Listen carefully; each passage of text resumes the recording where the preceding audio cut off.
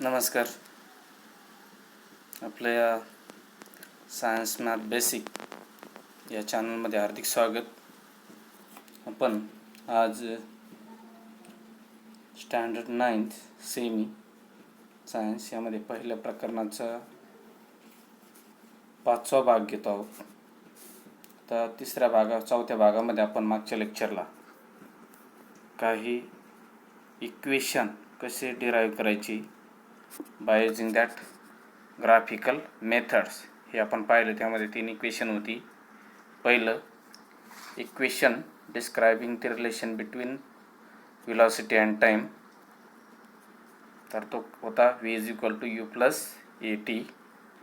नंतर दुसरं इक्वेशन बघितलं आपण, equation describing the relation between displacement and time. Equation होतं s = ut + 1/2 at². आणि तिसरं इक्वेशन बघितलं आपण, equation describing the relation between displacement and velocity, आणि ते इक्वेशन आहे v² = u² + 2as. आज आपण त्याचा पुढचा भाग आपण डिस्कस करणार आहे. यामध्ये युनिफॉर्म सर्क्युलर मोशन. आता युनिफॉर्म सर्क्युलर मोशन म्हणजे आपल्याला माहिती आहे का एक असं मोशन असते एखाद्या ऑब्जेक्टला, परंतु त्याचं जे मोशन कसं असतं, गोलाकार असतं आणि ते कसं असतं, एक समान वेळेमध्ये समान अंतर ते काय करत असतं, कापत असतं. अशा आपण मोशनला काय म्हणायचं, युनिफॉर्म सर्क्युलर मोशन. आता युनिफॉर्म सर्क्युलर मोशन याची व्याख्या दिली इथं. It is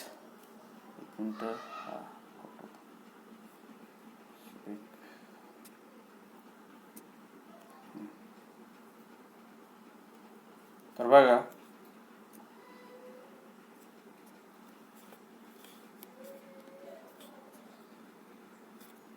uniform circular motion इथे व्याख्या दिली बघा का, the speed of tip is constant but the direction of its displacement and therefore its velocity is constantly changing. As the tip is moving along a circular path, its motion is called as the uniform circular motion. ही uniform circular मोशनची व्याख्या दिली. कुठून दिली बघा, या ठिकाणावर, इथून तर इथपर्यंत ही काय आहे, ही युनिफॉर्म सर्क्युलर मोशनची व्याख्या. आपल्या वर्गपाठाच्या वहीमध्ये ती लिहून घ्यायची. तर काय यामध्ये का, the speed of the tip म्हणजे एक ऑब्जेक्ट धरलाय. आता ॲक्टिव्हिटीमध्ये बघा, observe the tip of the second hand of clock म्हणजे घड्याळाचा जो काटा असतो ना, त्याला काय म्हटलं इथं, टिप म्हटलंय. मग what can you say about velocity and speed. तर मग काय होतं, आता त्याची जी काटे, मिनिट काटा असेल किंवा सेकंद काटा असेल किंवा तास काटा असेल, तर त्यापैकी एक, तर जो टिप आहे, टिप म्हणजे तो काटा, ते घड्याळाचा तो काटा, तर the speed of the tip of is constant. त्याचा वेग कसा असतो, कायमस्वरूपी हा स्पीड चाली समान असते. But direction of it displacement, आणि त्याची जी डायरेक्शन आहे, but the direction of its displacement and therefore it's velocity is constant changes. आणि मग त्याच्यामुळे काय होतंय का, त्याची डायरेक्शन ही कंटिन्युअसली काय होते, चेंज होते. आणि मग डायरेक्शन चेंज होते, त्याच्यामध्ये काय चेंज होते, त्याचं व्हेलॉसिटी जी आहे, it is a constantly changing. तो काय होतो, सतत बदलतोय. But its speed is constant as the tip is moving along a circular path. आणि तो कसा फिरतोय, घड्याळाचा काटा जो आहे, it is a into the circular path, गोलाकार दिशेमध्ये तो फिरतोय.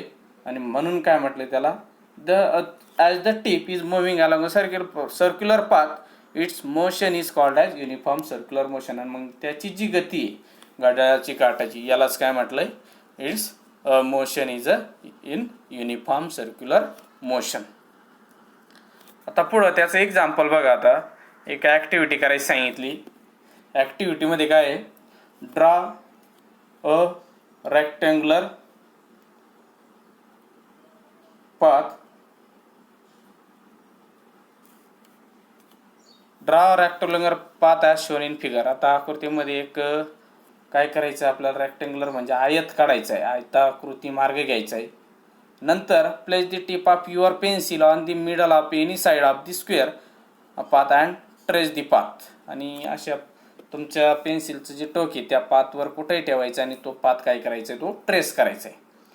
तर ट्रेस केल्यानंतर note how many times you have change the direction while tracing the complete path. तर तुम्ही ज्यावेळेस हा कम्प्लीट जो मार्ग आहे पूर्ण तो ज्यावेळेस ट्रेस करता तर तो किती वेळेस तो डायरेक्शन बदलेल. आता तर रेक्टँगल म्हणल्यावर किती 4 वेळेस काय होईल त्याची दिशा ती बदलेल. आता now repeat this action for a pentagonal, hexagonal, octagonal path and note the number of times you have change direction. आता जसं आपण रेक्टँगल घेतला याच्यानंतर काय घ्यायचं आहे, पेंटॅगोनल 5 कोन, नंतर मग हेक्झॅगोनल 6 कोन असणारा आणि ऑक्टॅगोनल म्हणजे 8 कोन असणारा मार्ग निवडायचा आणि काय करायचे आपल्या पेन्सिलच्या सहाय्याने तो मार्ग ट्रेस करायचा आहे. इथं आपल्याला त्या आकृत्या दाखवल्यात, हा पेंटॅगोनल आहे हा हेक्झॅगोनल आहे. असे तर कुठपर्यंत जायचं आहे आपल्याला, ऑक्टॅगोनलपर्यंत जायचं आहे. मग शेवटी if you increase the number of sides, if you increase the number of side of the polygon and make an infinite, how many times will you have a change the direction, what will be the shape of the path. आणि मग अशा पद्धतीने जर तुम्ही त्या मार्गाचे जर direction जर आपण साईड जे आहे ते जर वाढवत गेलो, शेवटी तुम्हाला असं एक पाथ मिळेल का जिथं आपल्याला कोणत्याही प्रकारचा टर्न मिळणार नाही. म्हणजेच काय मिळेल आपल्याला, एक पूर्ण असा एक सर्कल त्या ठिकाणी काय होणार आहे तो क्रिएट होणार आहे. म्हणजे त्याला कोणतीही बाजू आपल्याला शिल्लक राहणार नाही अशा पद्धतीने. मग असं याच पाथला काय म्हटलं आपण, सर्क्युलर मोशन. आता चेंजिंग इन डायरेक्शन. आता when an object is moving with constant speed along a circular path, the change in velocity is only due to the change in direction, hence it is a accelerated motion. तर accelerated motion म्हणजे काय ते सांगितलंय, कधी when an object is moving, जर वस्तू ही moving a constant speed along a circular path, जर एखादी जी ऑब्जेक्ट आहे तो जर कॉन्स्टंटली काय होतोय स्पीड आहे आणि कोणत्या मार्गाने, गोलाकार मार्गाने जर तो जात असेल, in a velocity is only due to change in direction. आणि त्याची व्हेलॉसिटी काय होते, चेंज होती. आणि व्हेलॉसिटी कशामुळे चेंज होती, due to the change in the its direction. त्याची जी दिशा आहे ही कायमस्वरूपी बदलते गोलाकार दिशेमध्ये आणि त्याच्यामुळे काय होतं, त्याची प्रत्येक टर्नला काय होतंय, त्याची व्हेलॉसिटी चेंज होते. आणि when an object moves with constant speed along a circular path, then a circular path motion is called as uniform circular motion. मग अशा मोशनला काय म्हणायचं, युनिफॉर्म सर्क्युलर मोशन. बघा ही त्याची व्यवस्थित अशी व्याख्या दिली इथून. तर ही व्याख्या लिहून घ्यायची युनिफॉर्म सर्क्युलर मोशनची. When an object move with constant speed.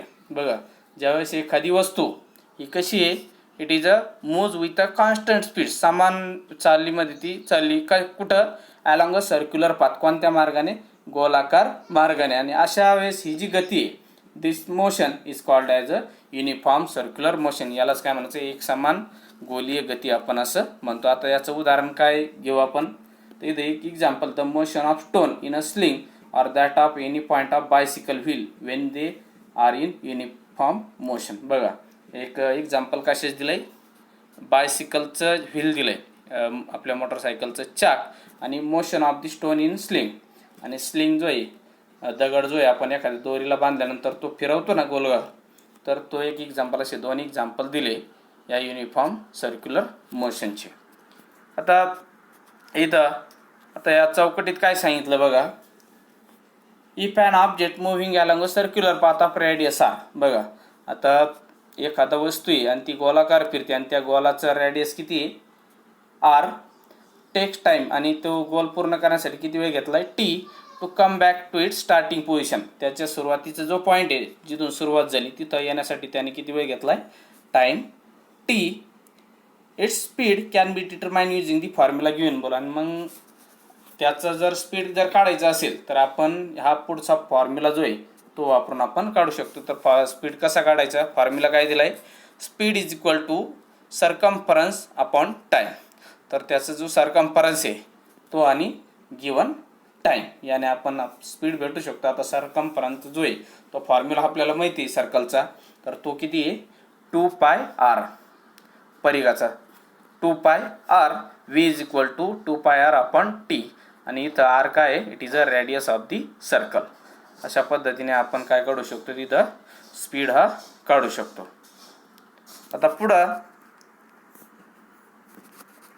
Determining the direction of velocity in uniform circular motion.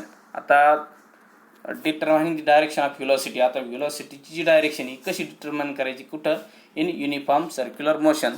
तर एक एक्झाम्पल दिलं, एक डिस्क दिली आणि ती डिस्क जी आहे ती काय केली, गोलाकार फिरते बघा डिस्क, आणि गोलाकार फिरते आणि एक काय कॉईन ठेवायचं आहे तिथं, आणि तो जो कॉईन ठेवल्यानंतर कोणत्याही पोझिशनला कुठेही तो ठेवायचा त्या डिस्कवर, आणि ती जी चकती आहे ती काय करायची, आपल्याला अशी गोल गोल फिरवायची. आणि मग ज्यावेळेस तो जो फिरवल्यानंतर तो डिस्क कॉईन जो आहे ठेवलेला डिस्कवर तो विशिष्ट अशा दिशेला जाईल, आणि मग तो जो कॉईन ज्या दिशेला गेलाय ते काय दाखवतं आपल्याला, it is shows that direction of velocity of that uniform circular motions. आता बघा काय काय घ्यायचं सांगितलंय, take a circular disc and put a 5 rupee coin at point along its edge. काय करायचं, एक सर्क्युलर डिस्क घ्यायची, डिस्क घेतल्यानंतर पुट अ 5 रुपी 5 रुपयाचं कॉईन कुठं ठेवायचं, अलॉंग इट्स एज, त्या डिस्कच्या एक कोपऱ्यावर काय करायचं, तो ठेवायचा आहे. Make it move around its axis by putting a pin through it, आणि मध्ये काय करायचं, त्याला पिन टोचायचे आणि त्या पिनच्या साहाय्याने काय करायचं, त्याला फिरवायचे.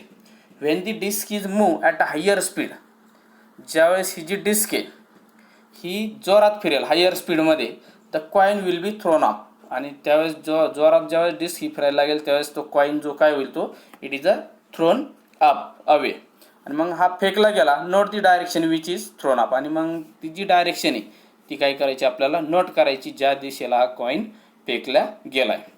तर repeat the action placing coin at different points, आणि मग ही जी ॲक्टिव्हिटी कॉईनची ही काय करायची, वेगवेगळ्या ठिकाणी ठेवायचं आहे डिफरंट पोझिशनला, आणि ती ॲक्टिव्हिटी आपल्याला काय करायची, ती रिपीट करायची, आणि त्याची दिशा ही काय करायची, नोट डाऊन करायची. And observe direction in which coin is throne up, आणि कोणत्या दिशेला तो फेकला जातोय ते ऑब्झर्व करायचा. तर the coin will be thrown up the direction of the tangent which is perpendicular to the radius of the disc, आणि तो जो कॉईन फेकले जाणार आहे थ्रोन अप इन कोणत्या दिशेला, in the direction of tangent which is perpendicular to the radius of the disk.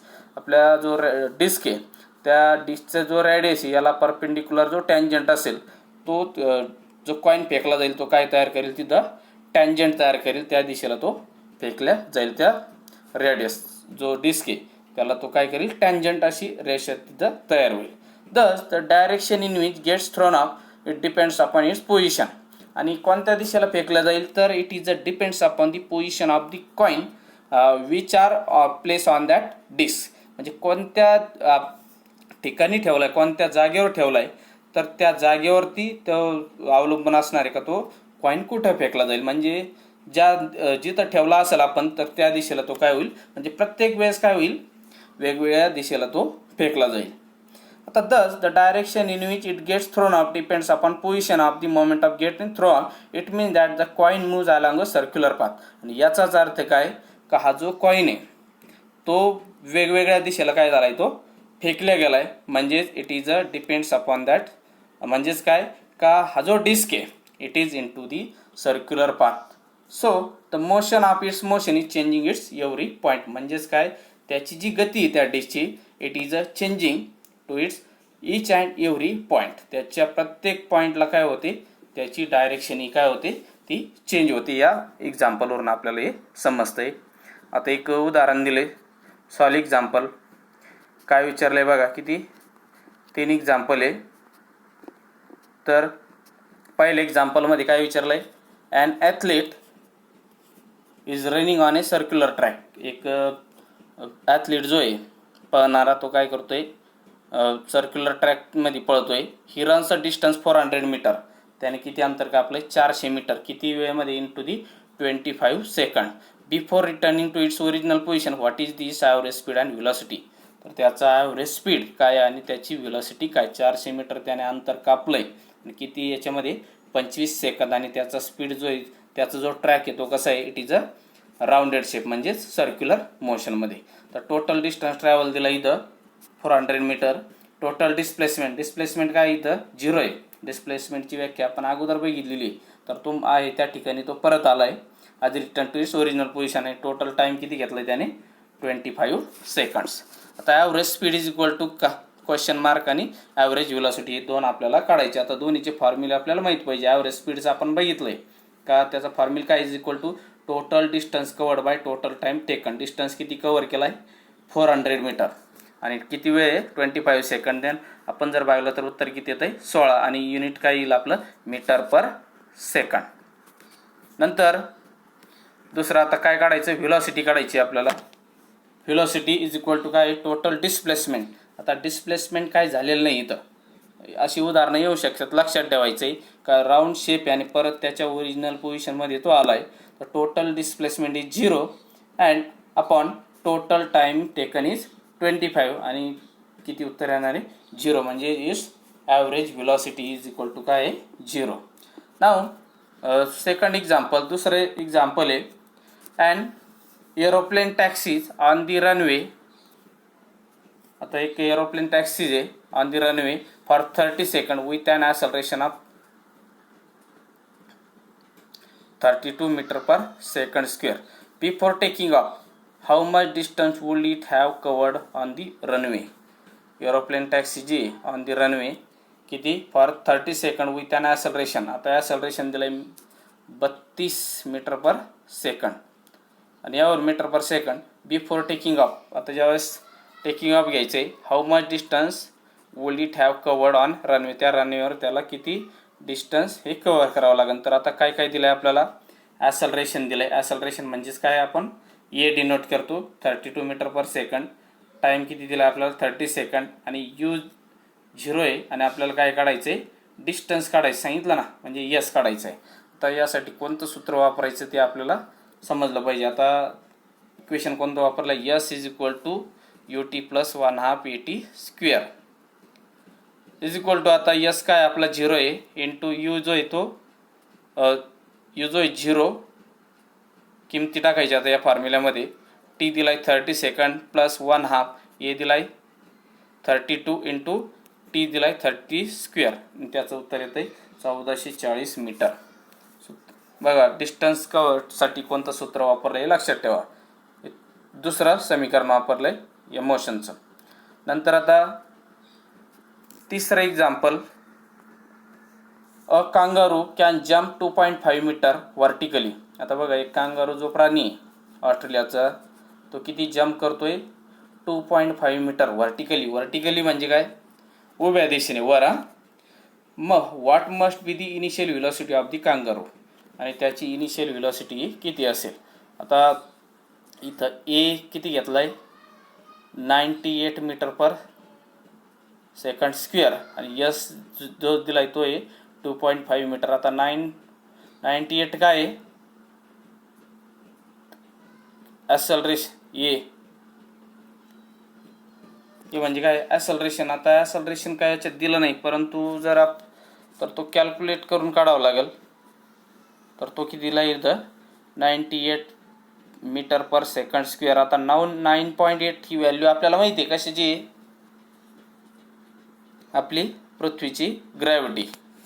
तर ती स्टँडर्ड आहे 9.8. तर यावरून तो घेतला असेल 9.8. तर जमिनीवर उडी मारतोय ना. तर आता व्ही इज इक्वल टू 0 आहे, u is equal to question mark. आता सूत्र कोणतं वापर, आपल्याला काय काढायचं सांगितलं, व्हेलॉसिटी काढायची सांगितली. आता व्हेलॉसिटी वरचं सूत्र v square is equal to u square plus 2as. आता किमती टाकायच्यात, व्ही जो आहे तो 0 square is equal to u square plus 2 into bracket -8 98 इंटू in bracket 25. Negative sign is used to acceleration is the direction opposite to that velocity of. Negative sign का घेतलं इथं 98चं इथं सांगितलं आहे, कारण की it is used to acceleration is direction opposite to the that velocity, त्याच्या विरुद्ध बाजूला आहे व्हेलॉसिटीच्या. त्यासाठी मग पुढं सोडवल्यानंतर 0 is equal to u square minus 49, then u square is equal to 49, that is u is equal to 7 metre per second. अशा पद्धतीने हे काय आहे, हे सोडवलेले. नंतर आता दुसरं उदाहरण आहे, तो आहे motorboat start from rest and moves with uniform acceleration.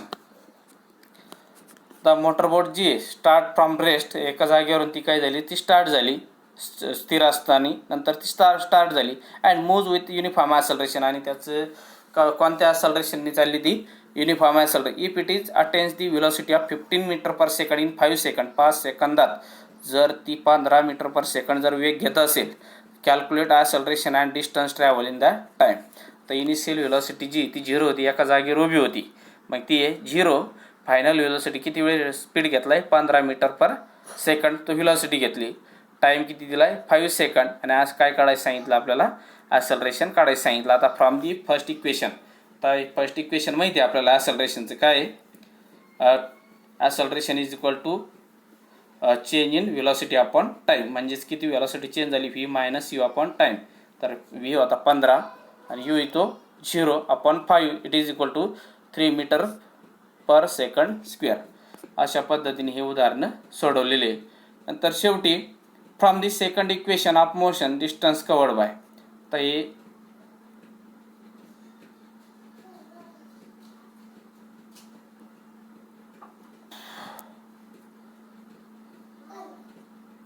From second equation motion distance covered will be, तर हा जो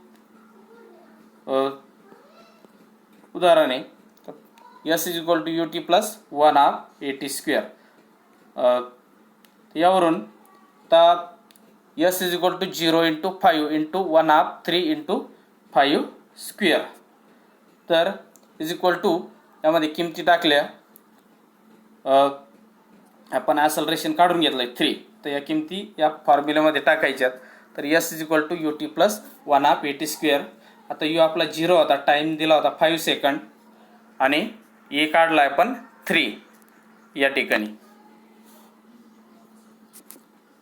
तर एक मिनिट,